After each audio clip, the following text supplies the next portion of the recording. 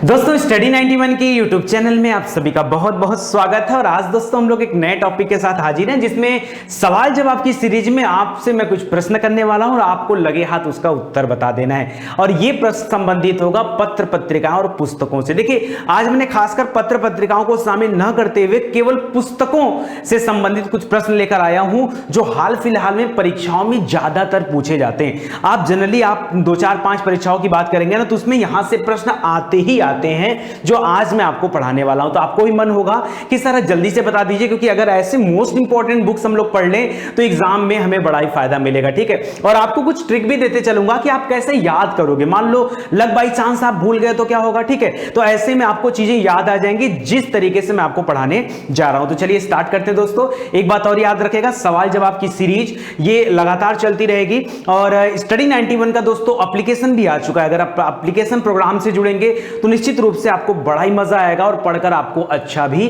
लगेगा। ठीक है, तो जल्दी से आ जाइए प्ले स्टोर पर, वहां से आप जाकर एप्लीकेशन को डाउनलोड कर सकते हैं। इसके अलावा हमारी वेबसाइट है study91.co.in, वहां भी जाकर बहुत सारी चीजों को पढ़ सकते हैं। तो चलिए स्टार्ट करते हैं। आपके सामने ये स्क्रीन पे रहा हमारा पहला सवाल। लिख रहा अंधा युग के लेखक कौन है। बड़ा इंपॉर्टेंट किताब है दोस्तों अंधा युग। अगर विश्वास ना हो तो आप एग्जाम पेपर उठा के देख लेना, आपको पता चल जाएगा। बहुत सारी परीक्षा में प्रश्न आया है अंधा युग के लेखक। बात आती है, अगर मैं आपको उत्तर बता भी दिया, ठीक है, तो आप कर क्या लोगे। लेकिन मैं चाहता हूं आप उत्तर जानने से पहले आप इस किताब के बारे में जानो। दोस्तों ये अंधा युग जो बात कर रहा है ना, ये अंधा युग एक्चुअली में बात कर रहा है, किस समय की बात बता रहा है, महाभारत काल का नाम सुना है। महाभारत का युद्ध दोस्तों 18 दिन तक लड़ा गया था। ठीक है, ये आजकल बाल थोड़े बड़े हो गए हैं लॉकडाउन की वजह से। लॉकडाउन क्या है, अभी तो चीजें खुल गई, बट कोविड की वजह से जो है बाल कटाने का मौका नहीं मिल रहा है। ठीक है, चलिए कोई बात नहीं।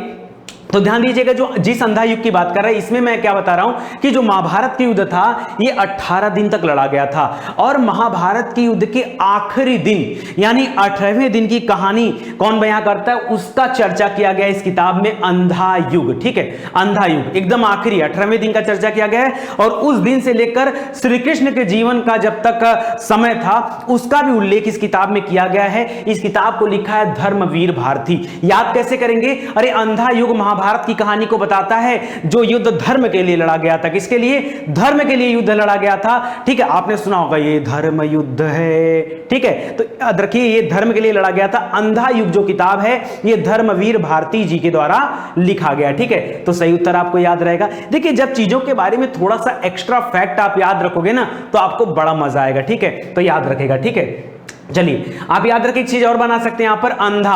अंधा है ना ये जिसके आंख से न दिखता हो, कौन, धृतराष्ट्र। और धृतराष्ट्र बहुत वीर पुरुष थे। ठीक है, तो याद रखिएगा अंधा का तुलना यहां वीर से करिएगा। ठीक है, ऐसे भी करके आप याद रख सकते हैं अगर आप ट्रिक बनाना चाहते तो। अदरवाइज अगर आप डिटेल याद करना चाहते तो डिटेल देख लीजिए। अगला दे रहा है एक पुस्तक है वन डे वंडर्स। ठीक है, वन डे वंडर्स कौन लिखा है दोस्तों, तो आजकल बहुत सारे जो क्रिकेटर हैं उनकी किताबें आ रही हैं। ठीक है, मैं बहुत जल्द आपको एक लिस्ट देने वाला हूं जिसमें अलग अलग क्रिकेटर के द्वारा कौन कौन सी किताबें लिखी गई हैं उनके बारे में आपको बताने वाला हूं। ठीक है, लेकिन वनडे वंडर्स की बात करें तो हमारे पूर्व खिलाड़ी थे, बहुत बेहतरीन प्लेयर थे, क्या नाम है, सुनील गावस्कर जी। इनके द्वारा एक किताब लिखा गया है वनडे वंडर्स। इनके जो पुत्र हैं, नाम मुझे नहीं याद आ रहा है, बट वो भी याद रखेगा, उनको भी जो है भारतीय टीम में शामिल किया जा चुका, वो भी मैच वगैरह खेल चुके हैं। तो सुनील गावस्कर याद रखेगा, वन डे वंडर्स। ठीक है, सुनील गावस्कर। ठीक है, सुनील गावस्कर बहुत बेहतरीन प्लेयर रहे अपने जमाने के, तो याद रखेगा वंडरफुल प्लेयर रहे, तो वंडर्स याद रखेगा, ये किताब उनके द्वारा लिखी गई है। इग्नाइटेड माइंड्स के लेखक कौन है, बहुत इंपॉर्टेंट किताब है ये। तीनों किताब में सबसे ज्यादा बार आपसे परीक्षा में ये पूछा गया है, इग्नाइटेड माइंड। मैं आपको एक कहानी बताता हूं दोस्तों। हमारे सबसे प्रिय राष्ट्रपति कौन है, आप कहेंगे डॉक्टर एपीजे अब्दुल कलाम। ठीक है, जिनको बहुत लोग मानते हैं, उनको भारत में मिसाइल मैन के नाम से जाना जाता है। ठीक है, वो जब भी किसी कॉलेज किसी स्कूल में व्याख्यान देने जाते थे तो अक्सर लोगों से पूछा करते थे कि बताओ भारत का दुश्मन कौन है। लोग तमाम जवाब दिया करते थे, बट उसी में से एक बच्चा था जिसने एक ऐसा जवाब दिया जो जवाब उनके दिल को छू गया। वो जवाब क्या था आप जानना चाहेंगे? वो जवाब था कि भारत का सबसे बड़ा दुश्मन है गरीबी। भारत का सबसे बड़ा दुश्मन कौन है? गरीबी। अगर एक गरीबी मिट जाए तो भारत में सब कुछ सही हो सकता है, सिर्फ गरीबी ही सबसे बड़ी दुश्मन है। ठीक है, तो याद रखेगा ये जो सवाल का जवाब था उनके दिल को छू गया, उसकी चर्चा उन्होंने अपनी इस किताब में किया है। उन्होंने किताब लिखा है इग्नाइटेड माइंड्स। ठीक है, तो याद रखेगा डॉक्टर एपीजे अब्दुल कलाम की किताब है इग्नाइटेड माइंड्स।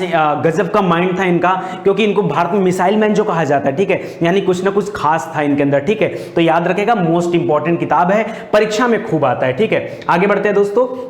कह रहा है कि पुस्तक the story of the integration of the Indian states, ये किसने लिखी है? तो देखिए द स्टोरी, आप अब यहां से आप पकड़िए, the story of the integration of the Indian states. दोस्तों सरदार वल्लभ भाई पटेल का नाम सुना? अरे आप याद मत करो, पहले कहानी सुनो यार। अभी आप याद करो सरदार वल्लभ भाई पटेल लिखे? नहीं, सरदार वल्लभ भाई पटेल का नाम सुना है? चलो एक बात बताओ, सरदार वल्लभ भाई पटेल ने सबसे महान कार्य कौन सा किया अपने पूरे जीवन में?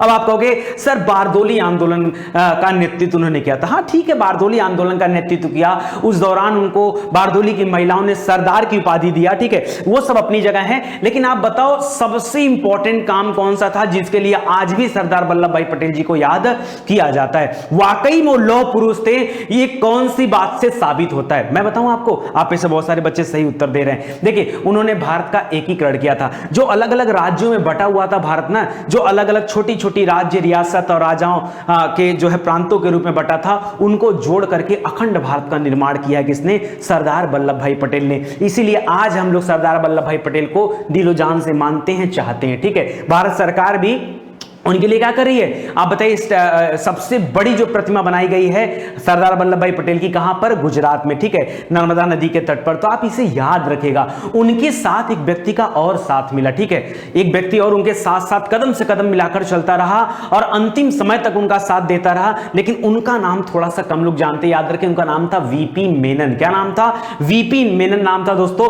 दक्षिण भारतीय व्यक्ति थे ये। सरदार वल्लभ भाई पटेल जी के साथ मिलकर के भारत के एकीकरण में इन्होंने अपना योगदान दिया है। उसी से संबंधित किताब है the story of integration of the Indian states. ठीक है, यानी इंडियन स्टेट्स का इंटीग्रेशन, यानी जो अखंड भारत का निर्माण हुआ, उसका एकीकरण किया गया, उसके बारे में चर्चा किया गया वीपी मेनन जी के द्वारा। सिंपल है ना? देखिए आप कहानियों को याद रखें। ठीक है, लोग ट्रिक बताते हैं, मुझे लगता है यार ट्रिक बताने का कोई मतलब नहीं है, मैं थोड़ा सा ब्रीफ जानकारी दे देता हूं उसके बारे में, तो आपकी और अच्छी तैयारी हो जाएगी। ठीक है, चलिए अगले क्वेश्चन की तरफ बढ़ते हैं।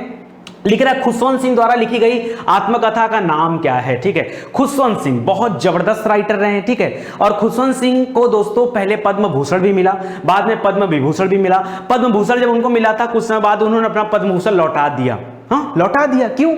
अरे वैसे ही लौटा दिया जैसे नाइटहुड की उपाधि किसने लौटा दिया था? रविन्द्रनाथ टैगोर जी ने। क्यों लौटा दिया था? जलियांवाला बाग कांड हो गया था। उसी तरह से खुशवंत सिंह ने भी अपनी यह जो इनको इनाम मिला, ठीक है, वो उपाधि लौटा दिया इन्होंने पद्म भूषण का। और माजरा क्या था? माजरा यह था दोस्तों कि जो हमारी आर्मी थी उसको जो है जो अमृतसर में स्वर्ण मंदिर है उसके अंदर प्रवेश करा दिया गया था। ठीक है, कुछ मामले ऐसे आ गए थे, उसकी वजह से नाराज होकर इन्होंने अपना पदक लौटा दिया, लेकिन बाद में इनको पद्म विभूषण भी दिया गया। ठीक है, खुशवंत सिंह की जो किताब है दोस्तों, अब देखिए खुशवंत सिंह, आदमी खुश कब होता है? जब उसको प्यार होता है, लव। ठीक है, तो याद रखेगा, लव से याद रखेगा ट्रुथ लव, यानी सच्चा प्यार। तो याद रखेगा truth love and little malice. ठीक है, ये उनकी किताब का नाम है, ये आत्मकथा है, खुशवंत सिंह जी के द्वारा लिखा गया है। ठीक है, तो याद रखेगा, इंपॉर्टेंट क्वेश्चन है।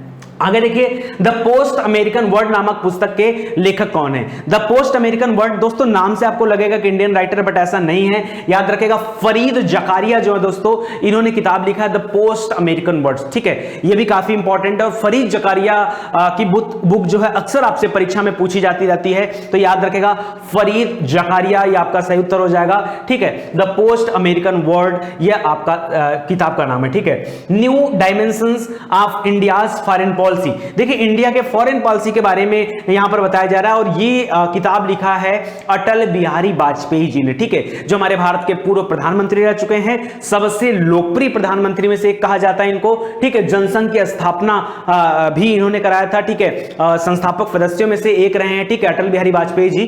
ठीक है, तो याद रखेगा new dimensions of India's foreign policy, ये किताब अटल बिहारी वाजपेयी जी के द्वारा लिखी गई है, याद रखेगा। बैगा नामक पुस्तक किसने लिखा है? दोस्तों बैगा क्या है? बैगा, आप कहोगे सर बैगा तो किसी जनजाति का नाम है, ये मध्य प्रदेश वाले क्षेत्र में, छत्तीसगढ़ वाले बेल्ट में ज्यादा पाई जाती है। हाँ, उसी जनजाति की बात कर रहा हूं। बैगा जनजाति के ऊपर ये किताब लिखा गया है, द बैगा। किताब का नाम है द बैगा, द लगा लीजिए आगे। और इस किताब को लिखा है बेरियन एल्विन ने। किसने लिखा है? बेरियन एल्विन ने लिखा है। मोस्ट इंपॉर्टेंट है दोस्तों। देखिए, जरूरी नहीं है कि मैं आपको सिर्फ साधारण किताबें दूं।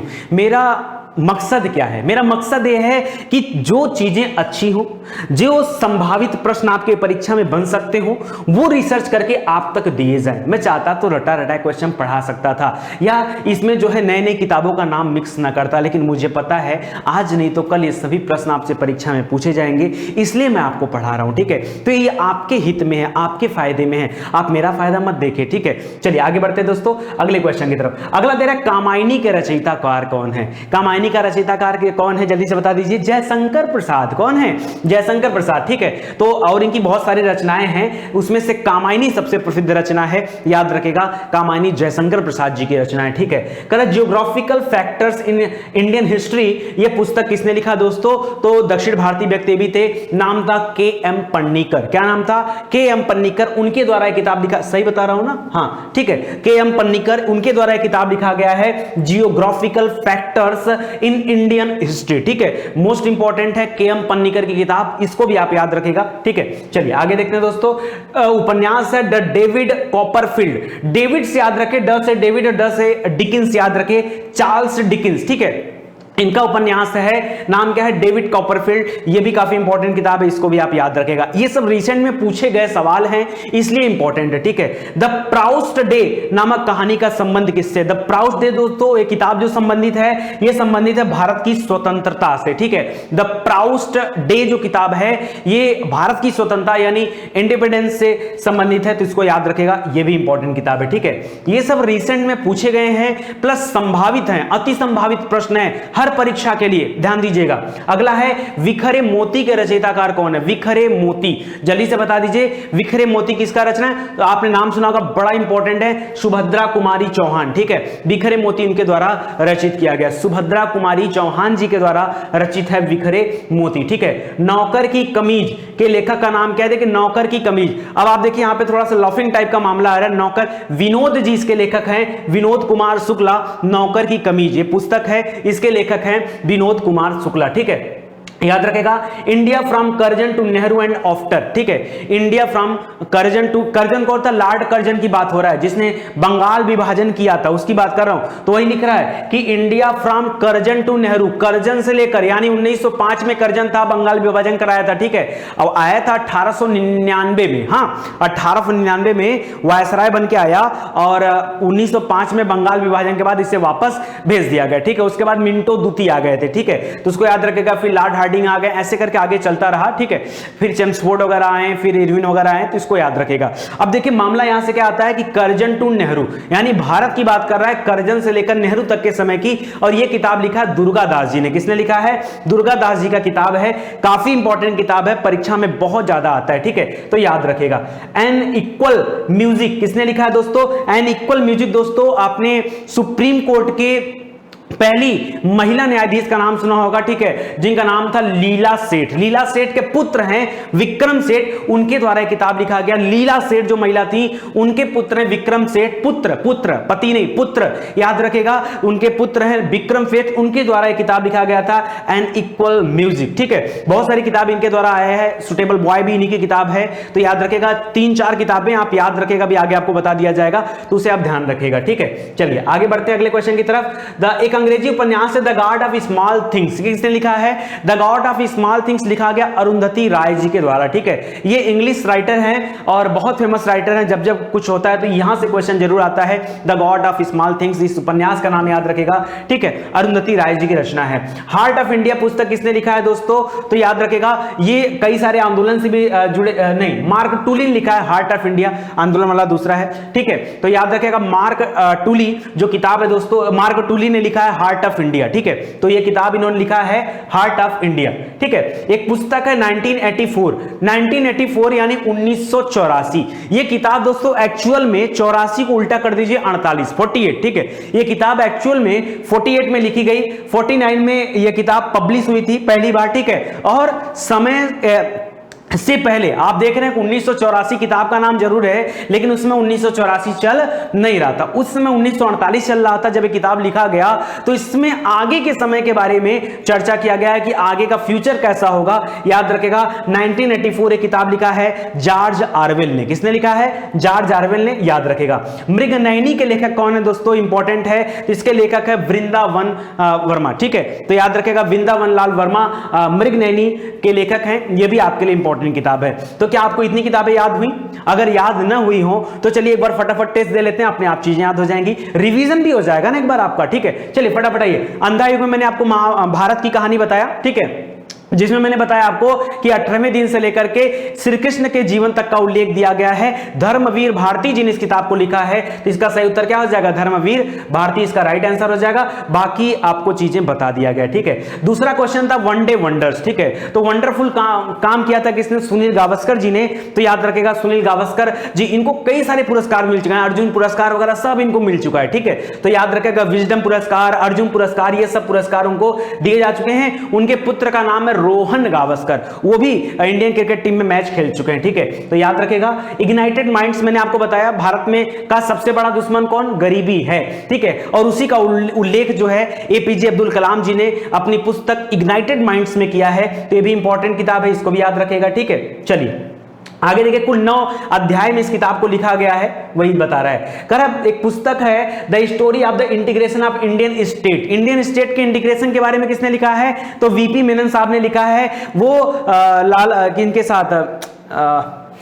सरदार वल्लभ भाई पटेल जी के साथ मिलकर भारत में राज्यों का जो एकीकरण किया था वो कार्य उन्होंने पूर्ण कराया था वीपी मेनन जी ने। तो वीपी मेनन दक्षिण भारतीय व्यक्ति थे। अच्छा, वीपी मेनन का पूरा नाम क्या था दोस्तों? देखिए बड़ा टिपिकल नाम है, लेकिन आप याद रखिएगा, इनका नाम है वपल पंगुनी मेनन। क्या नाम है? वपल पंगुनी मेनन। इनको भौगोलिक इंडिया का वास्तुकार भी कहा जाता है या डिजाइनर भी कहा जाता है। 550 से अधिक रियासतें थी जिनके एकीकरण में इनका योगदान माना जाता है। खुशवंत सिंह की आत्मकथा का नाम क्या है? खुशवंत यानी खुशी बहुत ज्यादा है, तो ट्रुथ लव याद रखेगा, truth love and little massive. ठीक है, तो याद रखेगा मैलिस, ये इंपॉर्टेंट किताब है, खुशवंत सिंह जी की किताब है। ठीक है, तो याद रखेगा। मैंने बताया आपको कहानी के पद्म विभूषण इनको मिला था, जो बाद में लौटा दिया था। आगे चल के 2007 में पद्म विभूषण भी मिला इनको, तो याद रखेगा। द पोस्ट अमेरिकन वर्ल्ड, ये किताब लिखा है फरीद जकारिया ने। ठीक है, ये भी काफी इंपॉर्टेंट किताब है, आपको बताया गया। ठीक है, फरीद जकारिया जी की किताब है। ठीक है, द पोस्ट अमेरिकन वर्ल्ड। ठीक है, इसमें दोस्तों अमेरिका के बारे में ही और दुनिया में जो लोकतंत्र उभर रहे हैं धीरे धीरे, उनके बारे में चर्चा किया गया है। ठीक है, तो इसको याद रखेगा। ठीक है, आगे देखिए, the new dimensions of India's foreign policy.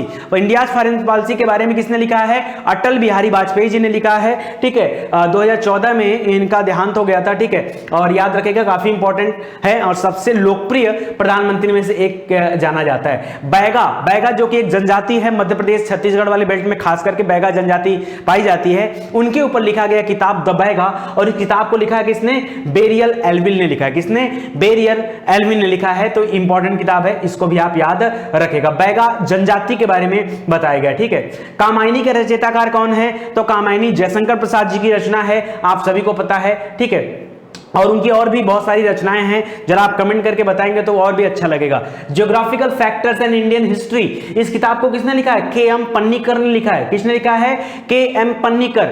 Geographical याद रखेगा, ज्योग्राफिकल फैक्टर। ठीक है, ज्योग्राफिकल फैक्टर, तो याद रखेगा के एम पन्नीकर जी ने लिखा है ज्योग्राफिकल फैक्टर। ये इंपॉर्टेंट किताब है। ठीक है, आगे देखिए, उपन्यास है डेविड कॉपरफील्ड। डेविड कॉपरफील्ड का रचयिता कौन है? तो ड से डेविड और द से डिंकन, याद रखेगा डिकिंस। चार्ल्स डिकिंस जो है वो लिखे हुए हैं डेविड कॉपरफील्ड। इस किताब के बारे में देखिए थोड़ा सा आपको बता दिया जाए। लिख रहा है चार्ल्स डिकिंस विक्टोरियन युग के सबसे लोकप्रिय अंग्रेजी उपन्यासकार थे, साथ ही एक सशक्त सामाजिक आंदोलन के सदस्य भी थे। चार्ल्स डिकिंस की लोकप्रियता इसी तथ्य से आंकी जा सकती है कि उनके उपन्यास और लघुकथाएं आज तक प्रिंट से बाहर नहीं गई हैं। अब सोचिए, विक्टोरियन युग यानी आज के नहीं राइटर, ये 1870 में इनका देहांत हो गया था, उसके बावजूद भी इनकी किताबें आज भी चल रही हैं, आज भी मार्केट में चल रही हैं। आप सोचिए कितने बेहतरीन राइटर होंगे। ठीक है, तो याद रखेगा, काफी इंपॉर्टेंट किताब है। चलिए आगे देखते हैं, द प्राउस्ट डे। ये किताब किससे संबंधित है? भारतीय स्वतंत्रता से संबंधित किताब है, याद रखेगा। द प्राउस्ट डे इंपॉर्टेंट किताब है, ध्यान दीजिएगा। ठीक है, लिख रहा है कि अलग अलग नाम दे रहा है। ठीक है, बिखरे मोती किसके रचना है? तो बिखरे मोती रचना दोस्तों सुभद्रा सुभद्रा कुमारी चौहान का। ठीक है, एक बार चेक करिएगा इसको, इंपॉर्टेंट किताब है। ठीक है, सुभद्रा कुमारी चौहान लिख रहा है। सुभद्रा कुमारी चौहान जी का बिखरे मोती यह पहला कहानी संग्रह था। यह कहानी संग्रह 1932 में छपा था। उनकी और भी कई सारी रचनाएं हैं जो कि यहां पर दिया जा रहा है। ठीक है, नौकर की कमीज, इसको किसने लिखा था? तो विनोद कुमार शुक्ला जी ने लिखा है। ठीक है, नौकर की कमीज, ये भी काफी इंपॉर्टेंट किताब है, अति संभावित प्रश्नों में से एक है जिसको भी आप याद रखिएगा। ठीक है, आगे देखिए, India's from Curzon to Nehru and after, याद रखिए बहुत इंपॉर्टेंट किताब है, दुर्गादास जी की रचना है।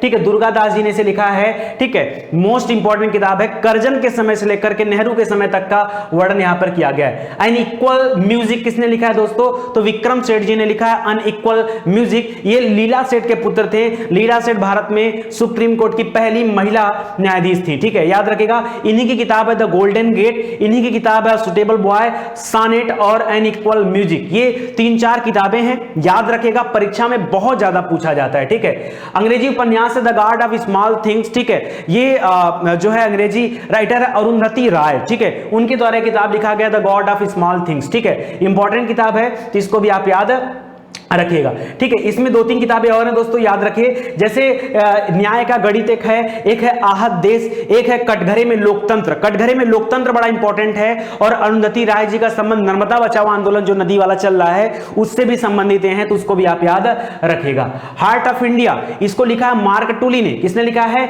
मार्क टूली ने लिखा है हार्ट ऑफ इंडिया किताब। ठीक है, तो ये भी काफी इंपॉर्टेंट है, इसको भी याद रखिएगा। सर विलियम मार्कटेली केबीई बीबीसी के स्थित ब्यूरो के पूर्व अध्यक्ष हैं। ठीक है, इसको याद रखेगा, और इंपॉर्टेंट किताब है।